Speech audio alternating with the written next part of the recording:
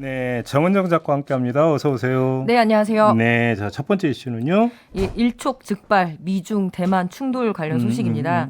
미국의 의전 서열 3위인 낸시 펠로시 미국 하원 의장이 어젯밤 대만에 도착을 했습니다.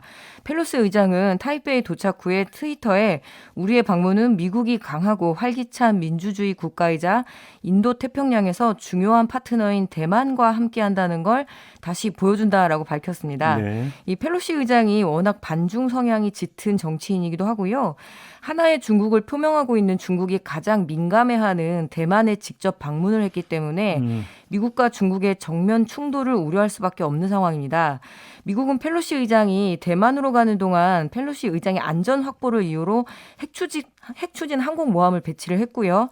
이에 맞서서 중국은 군용기를 띄워 대만 해협 중간선을 근접 비행했습니다. 네. 방문국인 그 대만도 군용기들을 대기시키면서 이 대만 해협을 중심으로 해서 상당한 이 군사적 긴장감이 올라가고 있는 상황인데요. 안 그래도 지난달 28일 바이든 미국 대통령과 중국의 그 시진핑 주석 간에 좀 그 센 발언들이 있었잖아요. 네. 불장난을 하면 반드시 불에 타 죽는다라는 이런 시진핑 주석의 경고가 있었는데요. 이렇게 펠로시 의장이 대만을 방문하면서 미중 관계는 더욱 악화일로로 갈 가능성이 높아졌습니다. 바로 왕이 중국 외교부장이 어제 미국이 대만 문제에서 신의를 저버리고 멸시한 평화의 파괴자라고 맹비난을 했는데요. 미국은 중간 선거가 앞두고 있고 또 중국은 가을 20차 당대회를 앞두고 있어서 각자 정치적 승부를 걸어야 되는 상황입니다. 그래서 강경한 입장을 서로 물러날 생각이 전혀 없는데 이게 강 건너 불구경이라고 하기엔 한국과 워낙 외교에 지대한 영향을 미치는 국가들이어서 이 상황을 좀 예의주시해야 될 것 같습니다. 이게 앞으로 이제 계속 이런 현상이 빚어질 가능성이 있죠. 이 태평양 미군 해군 증강 이야기 이런 얘기도 이미 나온 바가 있었는데 네. 어찌 본다면 이제 시작이라도 볼 수 있을 것 같습니다. 좀 주의를 좀 기울여야 되는 문제인 것 같고요. 자, 네. 두 번째 이슈가 뭐죠? 예, 아산병원 간호사 병원 내에서 뇌출혈로 사망 사고가 있었습니다. 이게 어떻게 이런 일이 있을 수가 예, 있어요? 집에 이중한 환자가 있으면 누구나 대형 병원으로 가서 진료나 수술을 받고 싶어 하잖아요. 근데 세계 50대 종합병원이라고 자부하던 서울 아산병원에서 이 근무하던 간호사가 뇌출혈로 쓰러졌습니다. 그래서 급한 응급 처치를 하고 난 다음에 다만 이 의사가 없었다고 합니다. 아니 의사가 없다는 게 말이 되는 예, 얘기예요? 수술하는 의사가 휴가 중이었고요. 그래서 급한 대로 서울대 병원으로 옮겨졌지만 끝내 비극을 맞지 못했습니다. 이거는 내부 게시자가 이 직원 사고 발생 시 대처 방법을 외우면 뭐 하느냐. 겉모습만 화려한 병원의 현실은 직원의 안전을 지켜주지 못하고 있다라는 글을 올렸는데요.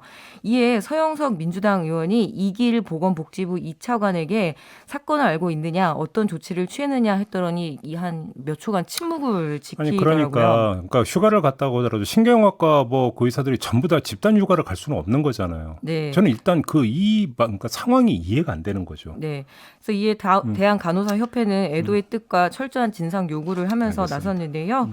예, 아무래도 이 병원 내에서 전문 의료인이 이렇게 사망까지 이르게 된 사건이기 때문에 네. 일반인들은 훨씬 더 불안감이 높아질 수밖에 그러니까요. 없네요. 네. 자, 마지막 이슈가 뭐죠? 예, 반복된 10대 범죄에 대책이 없는 것일까요?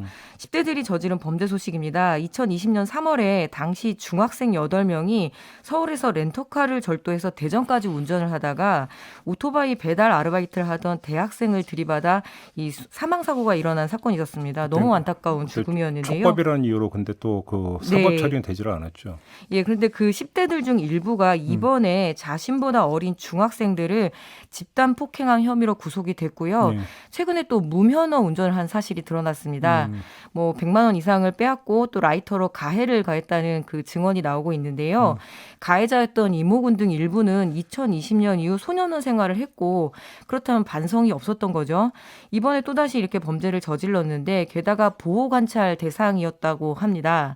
그렇다면 이 보호관찰 즉 이 지역사회에서 잘 관찰하고 또 무엇보다 재범을 막아야 되는데 이 부분이 작동이 제대로 안 됐다는 얘기인 거죠. 예.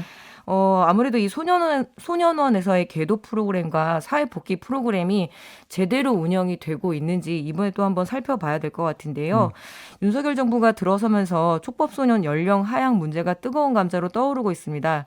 중요한 것은 현행 제도 하에서도 제대로 된 계도가 되지 않고 이렇게 재범으로 이어졌는데 처벌이 강화된다고 하더라도 교도의 목적을 분명히 하고 또 사회의 어떤 구성원으로 돌아올 수 있게 하는 방안도 심도 있게 함께 고민하지 않는다라면 뭐 처벌 위주의 방식들이 효과가 있는지 또 다시 한번 좀 점검해야 되겠네요. 그러니까요. 아무튼 네. 뭐 다시 또 이게 그래서 뭐 촉법소년 연령 하한 주장이 좀 나오고 있던데 우리 사회가 좀 머리를 모았으면 합의점 좀 도출할 필요는 좀 있어 보입니다. 네. 알겠습니다. 자, 이렇게 마무리하죠. 정은정 작가였습니다. 고맙습니다. 네, 감사합니다.